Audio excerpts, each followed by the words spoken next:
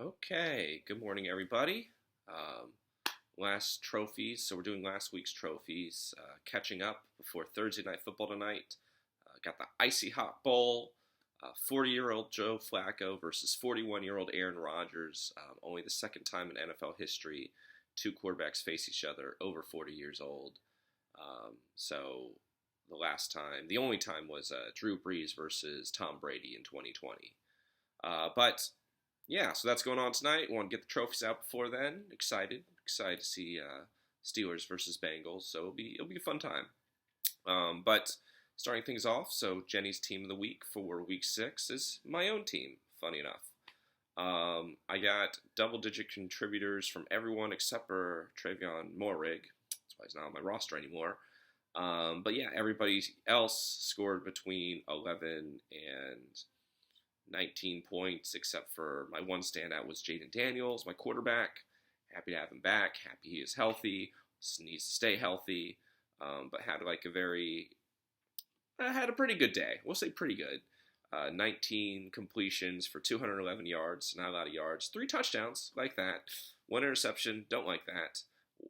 1 fumble. Definitely don't like that. Lost in the game, too, against the Bears. But also rushed for 52 yards. So he's doing what he's doing. He's on a team with not as much talent, obviously, as some of the other teams in the division. You're asking what those other teams are. They're the Eagles, possibly the Cowboys on offense. Definitely not defense. But yeah, Commanders team, older team, talent, but not as much talent as some of the teams in the conference. But he is the straw that stirs the drink. So very happy for my team. 170.66 fantasy points on the week. Did very well. So yeah, my first trophy of the season. And then we have 2 trophies going to the same team. So funny enough. So first, Pete's player of the week for week 6 is Bijan Robinson. So, I mean, we said before, Jerome went ham in the draft, $90 on waiver, $90 in the draft for Bijan, but he was just outstanding. 19 carries, 170 yards. With that rushing touchdown. I'll probably post a video of that touchdown from the Skycam up above that they have in Atlanta. Just beautiful run. He also had 6 receptions for another 68 yards, helped the Falcons upset the Bills on Monday Night Football. Last year, Saquon Barkley put his stamp on being the best running back in the NFL with a 2,000-yard season, winning the Super Bowl. Just incredible season.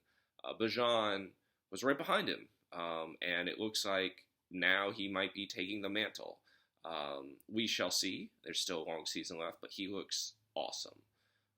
So, yeah, just a huge fantasy day for him. 35.8 fantasy points. He's averaging 25 fantasy points a game on the season, which is just absurd. So, yeah, huge game for Bijan. He looks absolutely dominant. He plays 49ers this week without Fred Warner. I'm expecting big games basically the rest of the season from him. Everyone sees why, you spend the money on. Just really hard to build a team around spending that kind of money, but he was incredible.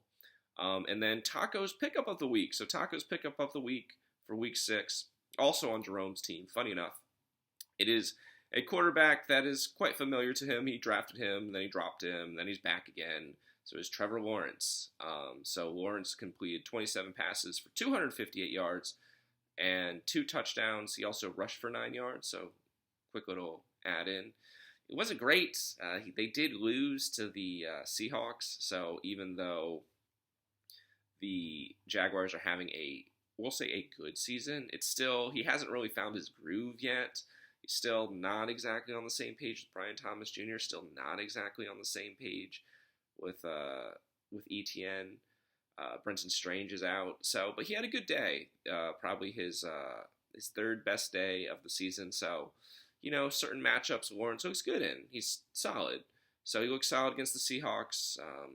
Didn't obviously do as well as Baker did the week before, but he had a good day. His 23.62 fantasy points helped Jerome basically stay in the playoff race, beating down poor Robbie, who's just falling apart right now. But yeah, helped between Trevor Lawrence and Bijan Robinson.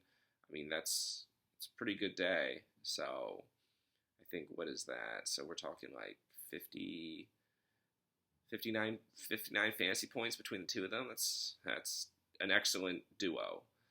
And then we've been waiting, finally, just like my, what we'll call it, Rafi's wisdom of the week. I haven't done it in a while, just because I haven't been keeping up with these. But the wisdom of the week is very simple. Like, you just kind of got to keep up with the times.